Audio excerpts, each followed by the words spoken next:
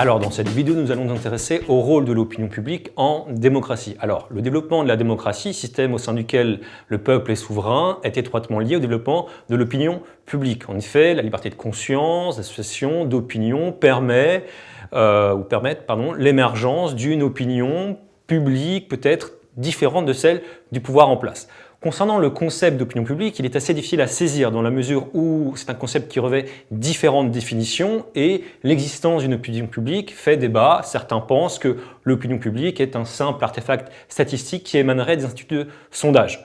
Pourtant, l'opinion publique, on en parle, les hommes politiques en parlent pour légitimer une loi, certains en parlent pour porter un mouvement social. L'opinion publique permet d'arbitrer la vie politique, donc c'est un concept important au sein de la sociologie et de la science politique. Donc il faut savoir que dans nos sociétés démocratiques, la représentation de l'opinion publique a pu évoluer. Alors dans un premier temps, l'opinion publique comme avis éclairé d'une population, d'une élite en tout cas. Donc c'est un concept qui apparaît au XVIIIe siècle et l'opinion publique serait ici donc l'avis d'une partie de la bourgeoisie en essor qui entendrait influencer le pouvoir grâce à la publication de différents documents, donc des revues, des pamphlets, etc. Cette bourgeoisie se veut proche du courant des Lumières qui entendrait se servir de la raison pour contrecarrer un pouvoir jugé trop arbitraire.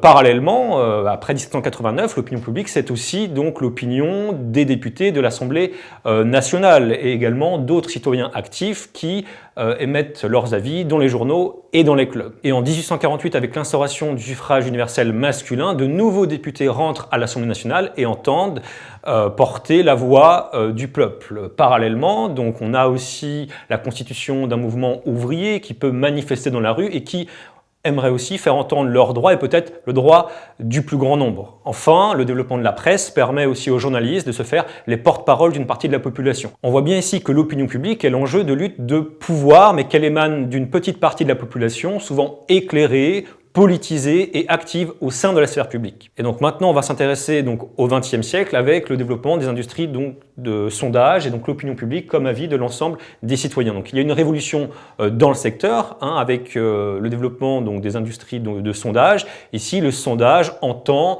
récolter l'avis d'une partie de la population représentative à un moment donné sur un sujet précis. De nombreux chercheurs montrent que progressivement, les sondages ont mesuré et ont représenté l'opinion publique. C'est-à-dire que l'outil, les sondages, s'est davantage confondu avec l'objet, l'opinion publique. Alors ce tour de force était possible que lorsque les intérêts des sondeurs ont rencontré ceux des hommes politiques. Alors il faut savoir qu'il y a une distinction entre la 4e et la 5e République. Par exemple, au sein de la 4e République, les sondages avaient moins d'importance puisque le gouvernement tirait sa légitimité du Parlement et d'autres corps intermédiaires, à savoir l'Église, les partis, les journaux. Et avec l'instauration de la 5e République, cela change. La personnalisation du pouvoir, le scrutin majoritaire impose au gouvernement et aux chefs d'État d'en savoir plus sur les citoyens, leur opinion, qui sont moins enclins à obéir et à penser par rapport aux partis de masse traditionnels. Alors à cet égard,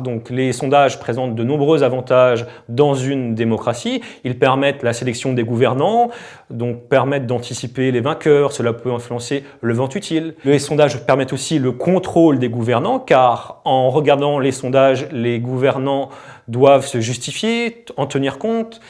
Également, cela est un moyen pour l'opposition de se faire entendre. Et enfin, les sondages permettent aussi la libre circulation d'informations, ce qui est propre aussi au pluralisme et au bon fonctionnement de la démocratie.